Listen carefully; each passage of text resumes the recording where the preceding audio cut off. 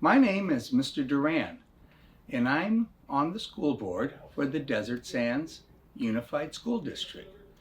Today I'd like to read you a story entitled The First Tortilla by Rudolfo Anaya.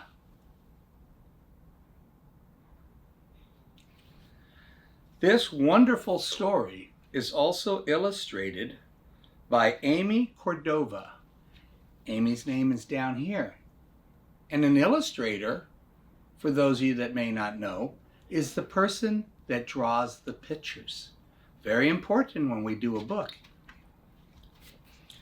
So, I will begin now. The First Tortilla by Rudolfo Anaya, illustrated by Amy Cordova.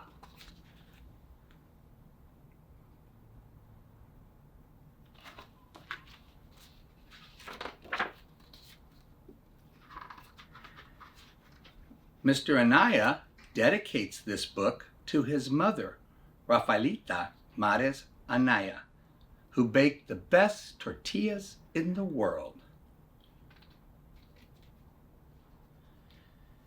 Jade opened her eyes and yawned. She knew she had slept late because the sun had already risen.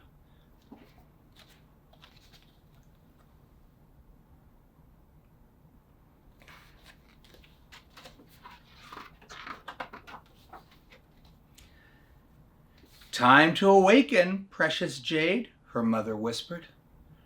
She was crushing dried chili pods in a matate. "Time to greet the sun," her father said. He was weaving a basket. Each day, Jade's parents went to the village market to sell their colorful baskets. Jade jumped out of the hammock and greeted her parents. After breakfast, she hurried outside to water the garden.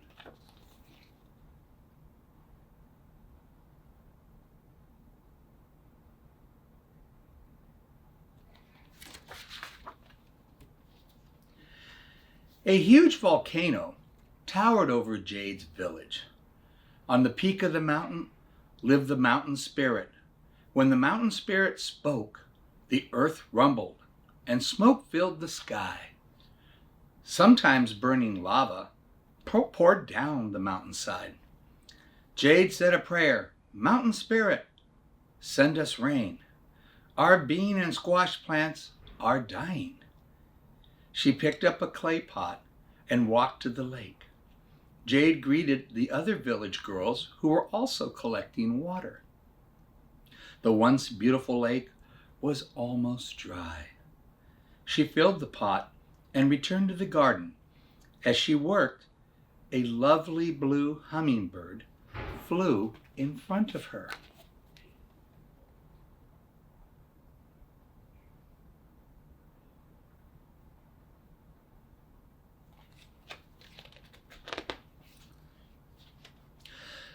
"You must go to the mountain spirit and ask for rain," the hummingbird whispered, "and you must take a gift."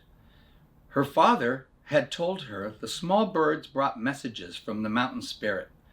Jade knew she must listen. "The path is very dangerous," she said. "I will guide you," the hummingbird replied.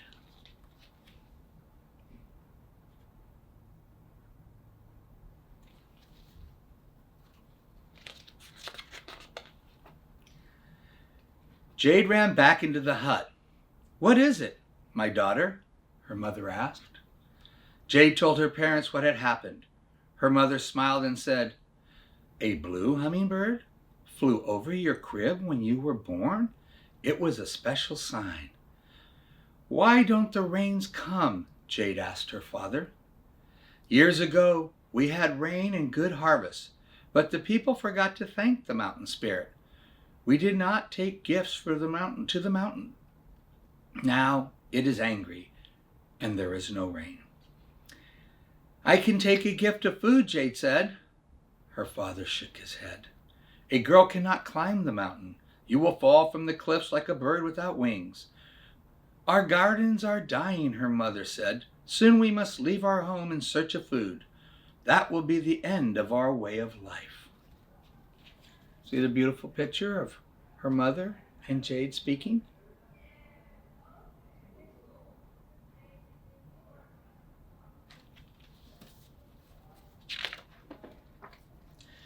Jade grew sad.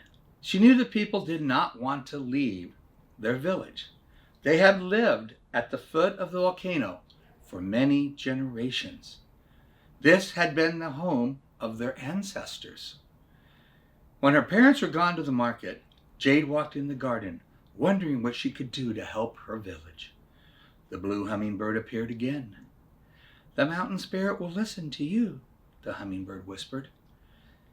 "Can I do it?" Jade asked.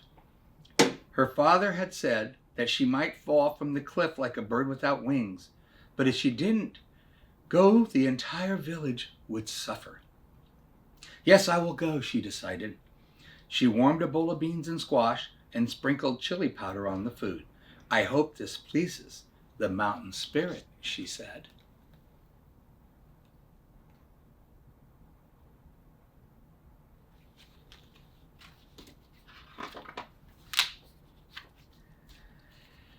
She gathered a rebozo around her shoulders and followed the hummingbird up the narrow path.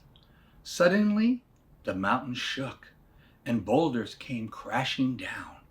"This way," the hummingbird cried. Jade jumped aside and the boulders missed her. Finally, they arrived at the home of the mountain spirit, where butterflies danced among a rainbow of flowers. A waterfall cascaded into a clear blue lake. In case you didn't know what a rebozo is, it's the blue, shawl that she is wearing. It often keeps people warm. It's right there. Rebozo.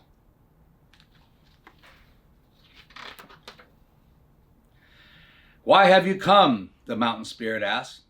Thunder and smoke filled the sky. "I came to ask for rain," Jade replied. "Without rain, our plants will die, and we will starve."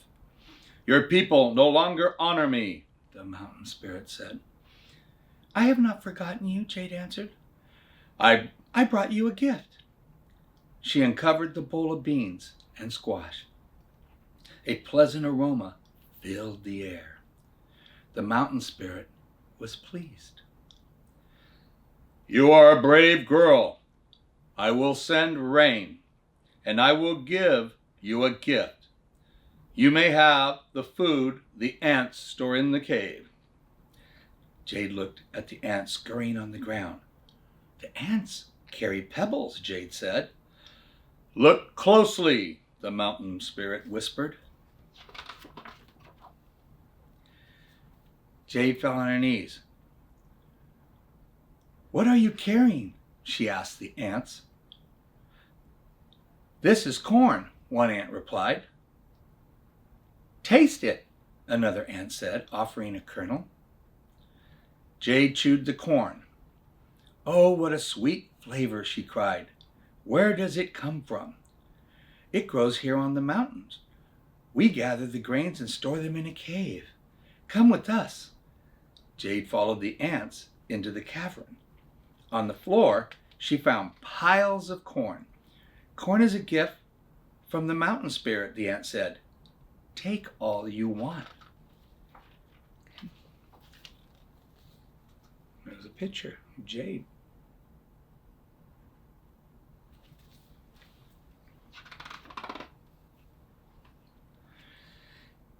Jade gathered the corn in her rebozo. She thanked the mountain spirit. She thanked the hummingbird for guiding her. And she thanked the ants for sharing their corn. Then she carefully made her way down the mountain with her prize. Her parents had returned from the market. Jade entered her home and spilled the corn on the floor. "What is this?" her father asked. "Corn," Jade cried. "The mountain spirit gave it to me. Here, taste it." Her father chewed a few dry kernels, and the corn softened with each bite. It was sweet and tasty. Good, said her father, but hard to chew. I will boil the corn in a clay pot, said her mother. I will make pozol. When the pozol was ready, Jade's father tasted it. Wonderful, he exclaimed. We must thank the mountain spirit for this food. Pozol.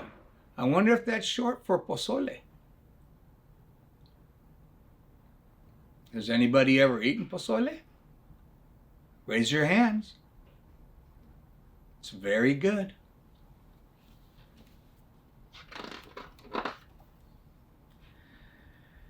They scattered kernels of corn in their garden and said a prayer of thanks.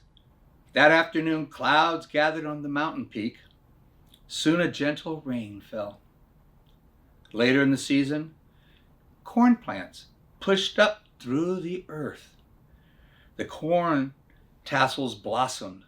Soon tender ears of corn appeared on the stalks. Elotes, Jade said as she picked the corn.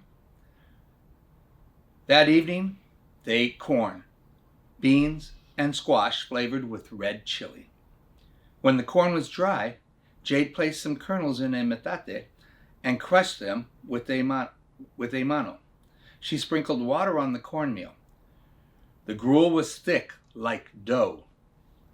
Masa, Jade said. She patted the masa back and forth in her palms until it was flat and round. Then she placed it on a hot stone near the fire. While they were eating, they smelled the masa cooking on a hot stone. What is that sweet aroma? Asked her father. The masa, Jade cried. There on the hot stone lay the freshly baked bread. She picked it up and offered it to her parents. Her father ate a piece. Very good. Delicious, her mother exclaimed. What shall we call this bread? Jade thought for a while. I'll call it a tortilla. I am proud of you, her father said. We must share this with our neighbors, her mother added.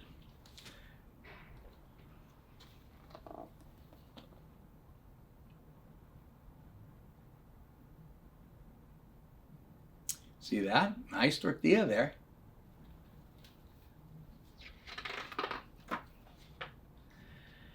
In the following days, Jade went from home to home, teaching the women how to make tortillas. The corn plants grew. Corn tortillas became the favorite food of the people. Now the villagers did not have to leave their home. During the harvest fiesta, the people held a ceremony to thank the mountain spirit for giving them corn. They also thanked Jade, the girl who had baked the first tortilla.